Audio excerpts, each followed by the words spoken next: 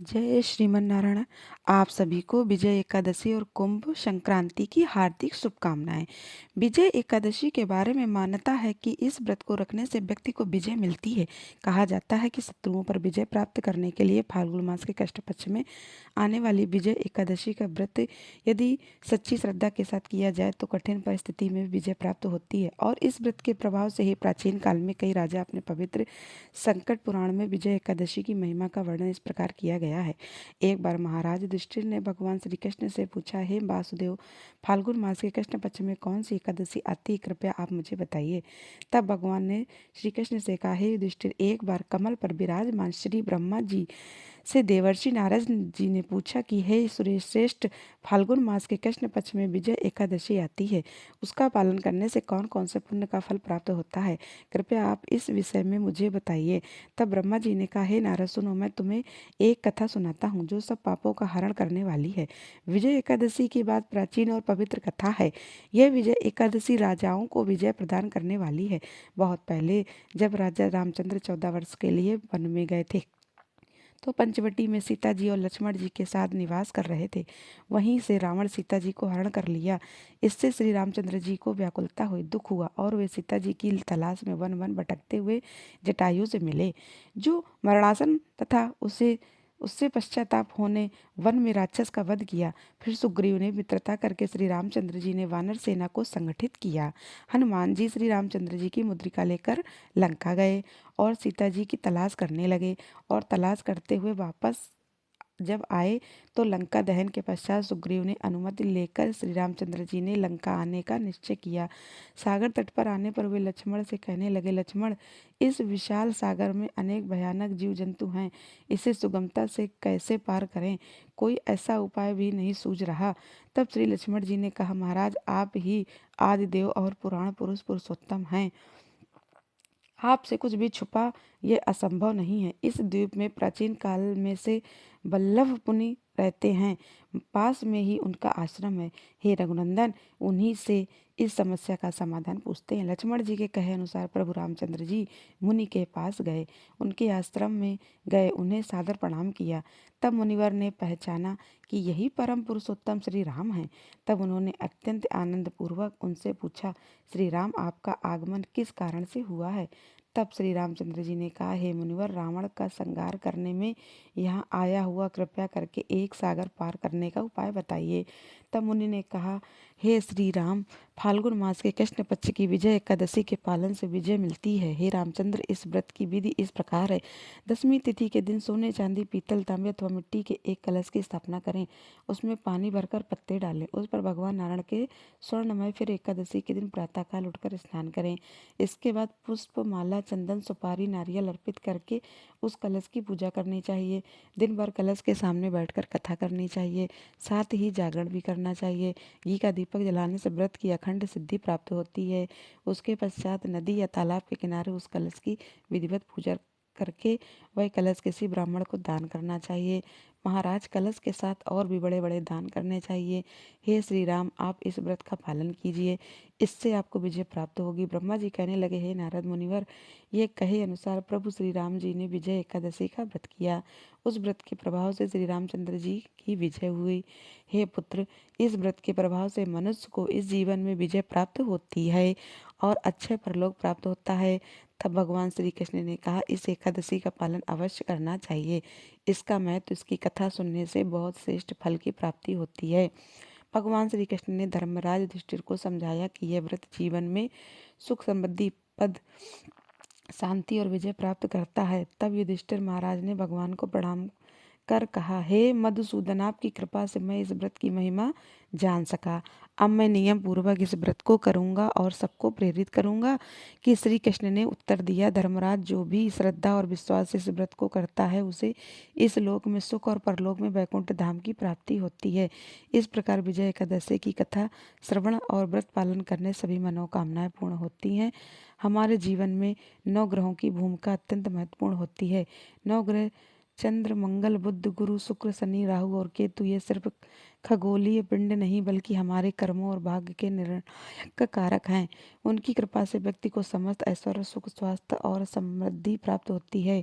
वहीं उनका अशुभ प्रभाव का बाधाएं और जीवन में रुके हुए कार्य सफल होते हैं। शास्त्रों में वर्णित है कि भगवान विष्णु के आदेश से नवग्रह प्रत्येक जीव के जीवन में कर्मों के अनुसार फल प्रदान करते हैं।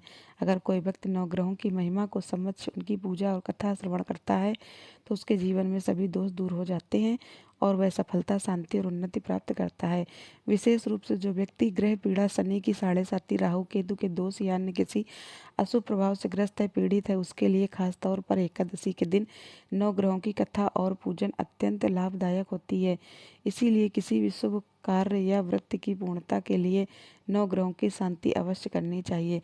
इसलिए प्रिय श्रोताओं, नौ ग्रहों की कथा हमें अवश्य सुननी चाहिए। ज्योतिष शास्त्र में नौ ग्रहों को बहुत ही महत्वपूर्ण माना जाता है, क्योंकि इन्हीं नौ ग्रहों की चाल के कारण सभी राशियों के जीवन में सकारात्मक या नकारात्मक प्रभाव पड़ते हैं।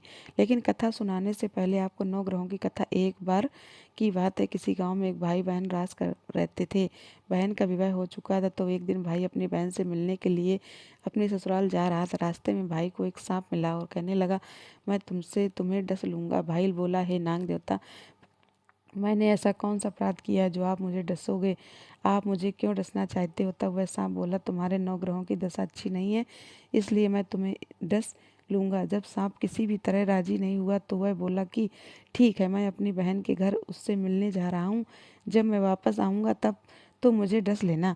सांप बोला, क्या पता तुम वापस आते समय इस रास्ते से आओ या ना आओ, बताओ हूँ। तब वह लड़का बोला कि ठीक है, तुम ऐसा करो, मेरे इस थैले में बैठ जाओ। जब मैं अपनी बहन से मिलकर वापस आऊँगा तब तुम मुझे डस लेना। सांप ने उसकी बात मान ली और थैले में बैठ गया। उस लड़के ने ऊपर से बेलपत्र ढक दिए ताकि वह किसी को दिखाई न दे, और फिर अपनी बहन के घर पहुँच गया। बहन उस समय नौ ग्रहों की कहानी कह रही थी। उसने भाई को आया हुआ देखकर भाई से कहा कि भाई, तुम अभी बैठो, मैं पहले नौ ग्रहों की कहानी कह लूँ। तुम बैठो और मेरी कहानी भी सुनो। बहन ने कहानी कही, भाई ने कहानी सुनी। जीवों की, जानवर की, हाथी की, घोड़े की, कुत्ते की, बिल्ली की, भाई की, बहन की, घर की, धनी की, बेटी की, जमाई की, देवरानी की, जिठानी की, सास की, बहू की, संग की, सहेली की, सबके ग्रह शांत हो जाएं। घर चले 8 पग, आदमी चले 4 पग, सांप बिच्छू भंवरे सब आग में जलें। ऐसे भाई को कहानी सुनाकर बहन खड़ी हो गई और भाई के पास रखे थैले को देखकर भाई से बोली, भाई, थैले में क्या लाए? इससे पहले कि भाई कुछ कहता हो, उसने वह थैला उठाया और घर के अंदर ले गई। थैला खोलकर देखा तो बेलपत्र, केले और संतरे भरे हुए थे। सांप एक चमचमाता हुआ हार बन गया। जब हार पहन कर वह बहन बाहर आई तो बहन के गले में चमचमाता हार देखकर भाई बोला, बहन, इतनी कीमती हार तुम कहाँ से लाई हो? बहन बोली, भाई, तुम ही तो लाए हो मेरे लिए। थैले में केले संतरे के साथ हार भी तो था। भाई ने सुना तो हैरान रह गया और बोला, बहन, इसमें हार नहीं बल्कि मेरी मृत्यु का सामान था। ऐसा कहकर उसने सारी बात अपनी बहन को बताई और फिर कहने लगा, बहन, ये मैं तेरे ही नौ ग्रहों की कहानी का प्रभाव है जो यह सांप बन हार बन गया। अब यह हार तू ही रख ले। कुछ दिनों के बाद बहन के घर रहने के बाद जब भाई वापस चलने लगा तो बहन बोली, भाई, तुम्हारे नौ ग्रहों की दशा लगी है, तुम घर जाकर भाभी से कहना कि वह नौ ग्रहों की कहानी कहें। ऐसा कहकर उसने अपने भाई को विदा किया। भाई जब अपने घर पहुंचा और जाकर अपनी पत्नी से बोला कि सुनो, हमारे नौ ग्रहों की दशा अच्छी नहीं है, हम नौ ग्रहों की कहानी रोज कहा करेंगे। मैं कहूँगा और तुम सुनना, तुम कहोगी तो मैं सुनूंगा। फिर बोला, जाओ, तुम्हें लोटा जल लेकर आओ, साथ में चावल चीनी के दाने भी लेकर आओ। उसकी पत्नी सारी सामग्री ले आई। कहानी कही, जीव की, जानवर की, हाथी की, घोड़े की, कुत्ते की, बिल्ली की, देवरानी की, जेठानी की, सास ससुर की, घर के धनी की, बेटी की, जमाई की, भाई बहन की, सबके नौग्रह शांत हो जाए। घर चले 8 पग, आदमी चले 4 पग, सब सांप बिच्छू भंवरे सब आग में जल जाएं। सभी ने नौ ग्रहों को नमस्कार किया। जैसे नौ ग्रहों की दशा भाई की उतरी वैसे ही इस कहानी को कहते, सुनते और पुकार भरते सभी की उतरे। सब पर नौ ग्रहों की कृपा बनी रहे। नौ ग्रह देवता आपने भाई बहन की रक्षा की, उसी प्रकार सभी की रक्षा कीजिए। बोले नौ ग्रह देवताओं की जय। जय भगवान बोलो शिव की जय, माता पार्वती की जय, की जय, देवी देवताओं की जय। 11 माता की कथा। एक बार देवर्षि नारद श्री वैकुंठ लोक को गए। वहां उन्होंने भगवान श्री लक्ष्मी नारायण जी को प्रणाम किया।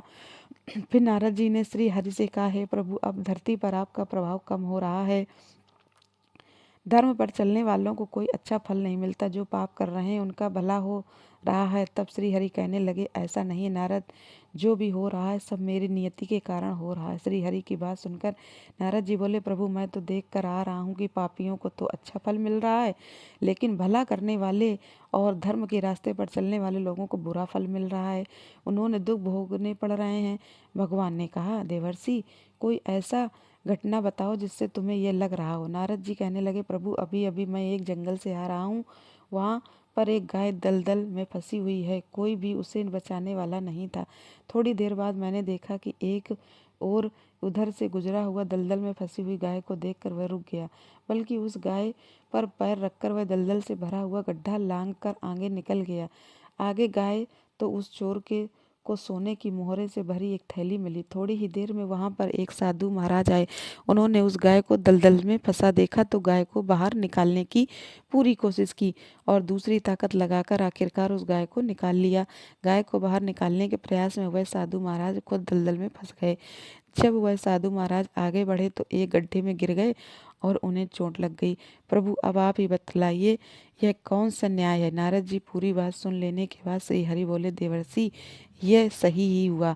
जो चोर गाय और पैर रखकर भाग गया था उसकी किस्मत में तो एक खजाना था, लेकिन उसके इस पाप के कारण उसे केवल कुछ मोहरें ही मिल गईं।